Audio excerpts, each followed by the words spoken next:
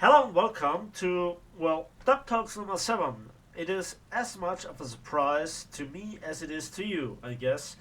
And it has to do with not just the close up following of the Duck Talk 7 to the Duck Talk 6. It is also, you know, that we have this enduring confrontation, which is obviously the point of today's topic of the Duck Talk. The Duck Talk is about general topics in War Thunder and the event in the background. The realistic and simulator event of the Battle of the Bulge, which was launched today for the duration of 3 days, is a big topic overall, as it is a preparation for the World War mode, at least plane wise. And as you all know, a big interest to me overall. This version is based around the Battle of the Bulge, as I said, and also the allowed aircraft are based around the time frame. I come to that topic later. Compared to the last version, Stalingrad, mechanic wise, not much has changed. So we also have the frontline mechanic, which I actually like, but it's not dynamic and versatile enough, at least at the moment. And also compared to the last similar version, where also the British and the Americans fought together versus the Germans, on the Ruhr, the lineups haven't changed too much, with the Germans now not having access to the D12, D13, or both TAU variants. Also, I have to ask myself, when it is, more or less a historical lineup, why don't we have those 335s or Me 226 or Arados, therefore? I guess it has to do with balance. But then I have to ask myself why we have like 4 different versions of the Spitfire Mark 9. But that's another topic. Overall, we have a few problems here. And a big topic is the plane lock mechanic. First of all, as you can see here, I was destroyed in my Do 217, and also in the K1 I was destroyed, and also the M1 was locked, and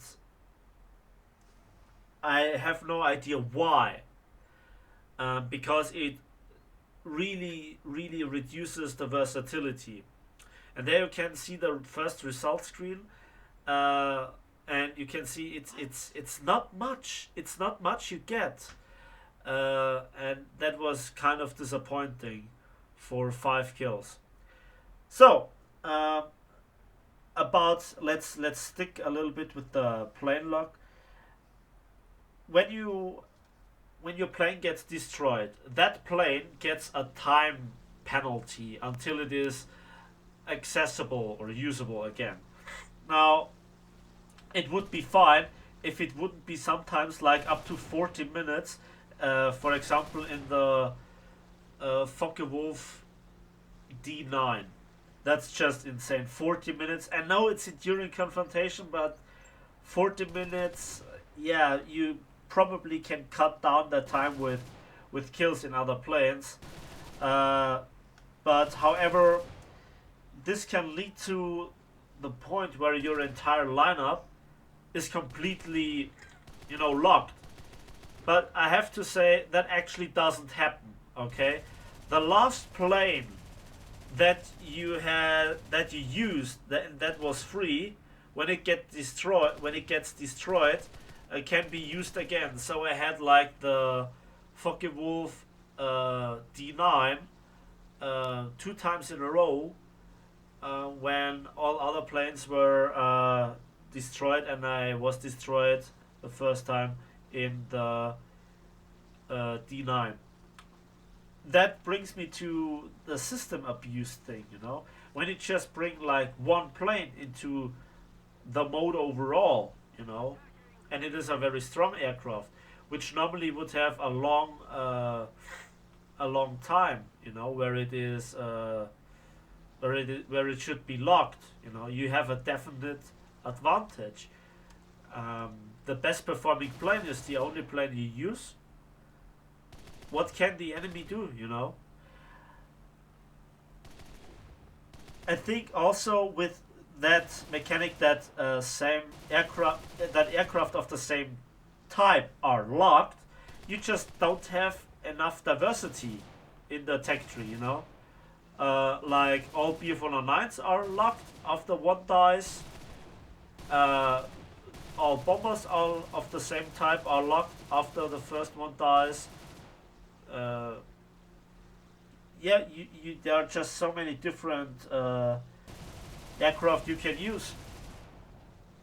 Then the next thing is, what about spawn camping? All right, it happened on both sides. Okay, we were spawn camped as the German team, and also the Allied team was multiple times victim to spawn camping. As you can see here at the moment, you know, this Spitfire just freshly spawned, boom, dead, and now you know he has a probably a penalty for it. You know, I just tried it out, you know, for science. Obviously, I would never do it in real battle against Allied teams. No, no, no. Especially not against very balanced planes such as Spitfires. Yeah, then we had, as you probably could see at the beginning of this scene compilation, uh, we had a bug of an undestroyable mini base, and that was, yeah, not fun. And that kill was quite nice. But overall, we also have lots and lots of problems with the teams themselves. First of all, when you look at the lineup or the leaderboards, the teams are mostly empty. And the most I could see were up to 10 players, you know. And then it got more and more empty as some players just left the match, you know, due to it took them too long, or you know they had other things to do in real life, and it's quite understandable. I mean, that's the joy of enduring confrontation. You can join it, and then you know, doing your thing, being part of, you know, the match, bringing in your influence, and then you leave again, and then you get, you know, the reward, or at least a big part of it immediately, which I will talk about later on again. Yeah, but I think that's a problematic of the systematic with the matchmaker, I guess, that he doesn't refill the matches or the players on a regular basis, which is kind of sad, you know, because again, this is not dynamic enough. It really needs this dynamic. But I guess I don't know whether problematic is, or if Gaijin just simply didn't acknowledge this being a problem. Also, with this said, there is no epic 64 player action going on, you know. And yeah, that was me, you know, hunting a Spitfire Mark 9 with a German bomber. Yeah. Then the next thing is the players, all right, and I see just the most stupid behavior you can imagine. Uh,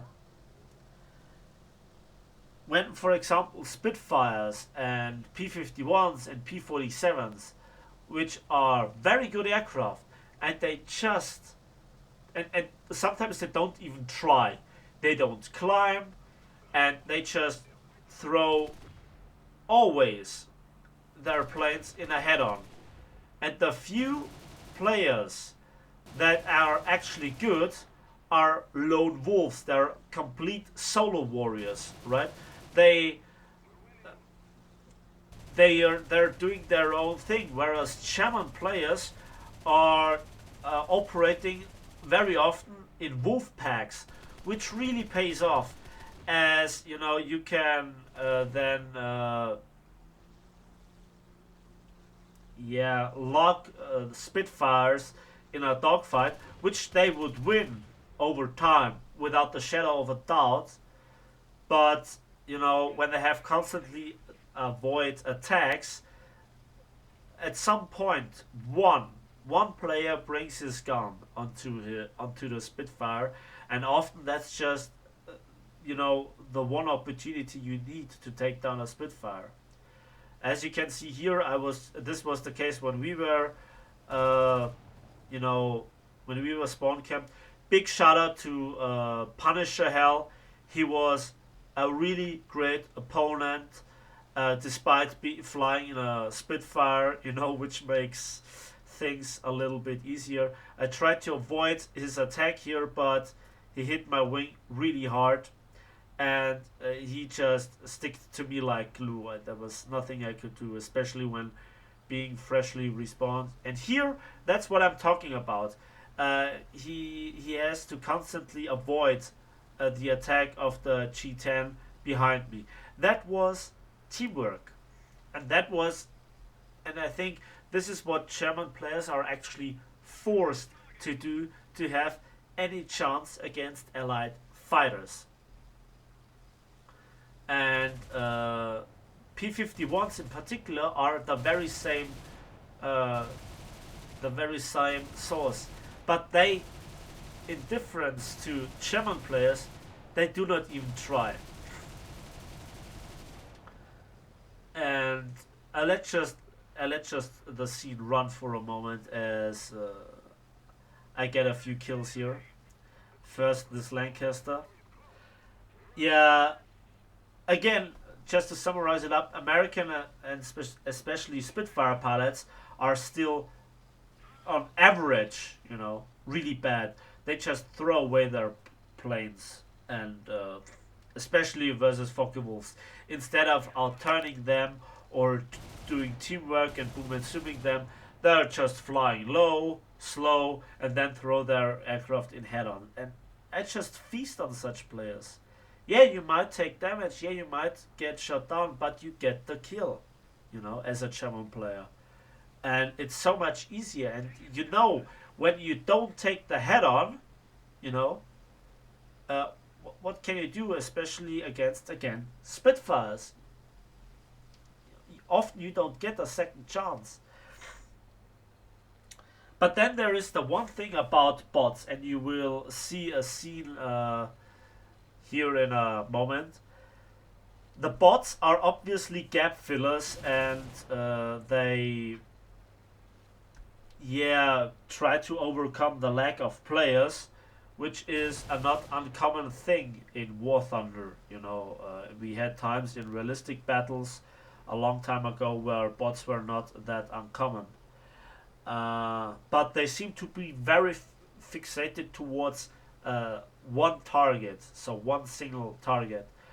And the next big topic is the reward problem. First of all, repair and spawn costs, especially for German players, are, in my opinion, insanely high. And while you can make a profit within realistic battle, as your average player, you know, and for example, without a premium account, the repair or spawn costs easily eat up the profit you make, you know. If you don't have like a 1 to 3 kill to death ratio, you can't be sure that you make any profit. And at the end, you will see that I made a good amount of silver lines, but that was for a 2-hour battle, you know. And when you break it down for, you know, a normal realistic battle where most of the action is done within 15 to 20 minutes, and you add it up, you know, like six realistic battles where you have, you know, your normal results of maybe 1 2 kills, and you add it up, you get much more reward compared to this enduring confrontation, despite the fact that you have a 50% RP booster directly towards the event, you know, but still the gap is way too big. Uh, One good thing about the implementation here, when you get damaged and you bring your aircraft back, uh, and you then bail out because you want to take another aircraft, the respawn in that particular aircraft is for free because you already have paid it in the first spawn when you bring it back. Now, uh, the next or the last topic, I guess, would be the activation of boosters while battle would be a big improvement, I guess, because enduring confrontation is something new and refreshing overall in terms of game experience.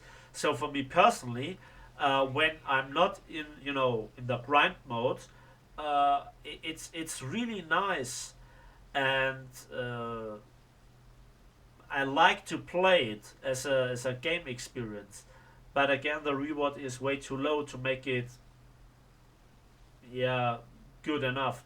But I guess if you could activate boosters while being in the battle, it would be okay. Now, at the beginning of the battle or before joining a battle, it's obviously alright to activate a booster, but those boosters just last for 30 minutes. And after that, they are gone and you don't have any additional profit. And that means that, for example, just an example, a 3 hour battle doesn't pay off that much. Also, there is one final point, and that is the victory conditions. Uh, I really have no idea how those victory conditions are stacked because the points really didn't decide the first battle I was in, and even the second battle here, it wasn't too clear uh, why we won. I guess it wasn't a 150,000 points limit this time. And also the impact of winning a frontline engagement, you know, those mini events, so to speak, it was just simply, it didn't have too much of an impact. Also, destroying a base didn't have too much of an impact. And yeah, so that's basically what I wanted to talk about. I hope you're not too much annoyed by uh, the short following up of the Duck Talks, but I simply had to, do it as long as it lasts. Yeah. Again, a shout out to publisher Punisher Hell. It was quite nice to do those matches. We had sort of our mini war, you know. When we saw each other, we know that we had an engagement shortly afterwards. Uh, and I'd actually like to see more of those enduring confrontations, especially with more diversity.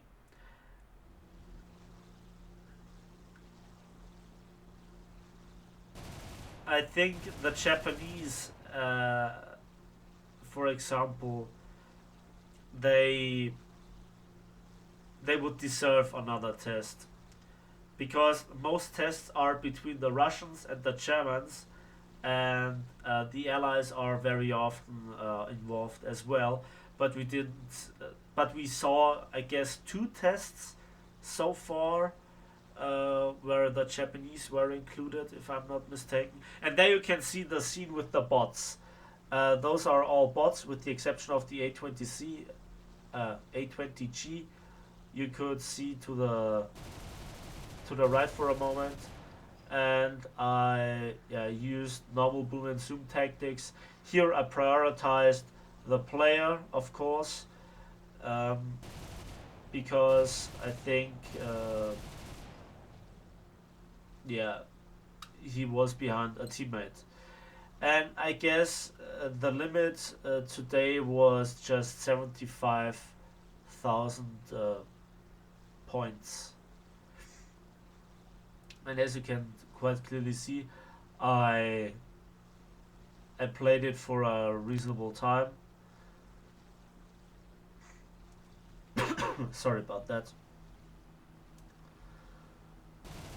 And again, here we can see, why do you go head on with a Focke Wolf? That's one of the few advantages they have. And this bot broke off. I guess a normal player would have killed me here quite easily. I couldn't bring guns on target, but I guess the mosquito, uh, yeah, had also luck to escape me. And I thought overall the performance of the bots was not that great. So here we won. Let's have a quick look at the post-battle result screens. And we can see that for 25 player kills and 41 ground unit kills, I just got 345,000 silver lines and just over 25,000 research points or modification research points, as I'm currently not researching anything because everything is researched within the German tech tree. But you can see the insane points I got, 25,000 base points. Yeah, and I think with booster activations, I would definitely have profited from that. Anyways, let me know in the comment section which changes you would make to Enduring Confrontation, if you want Enduring Confrontation after all, maybe your experience, and what you think about the lineups. Please don't forget to like the video if you did, subscribe if you haven't already and you want to see more, and share it with your friends. That's it for today. Thanks for watching, thanks for listening, see you in the skies.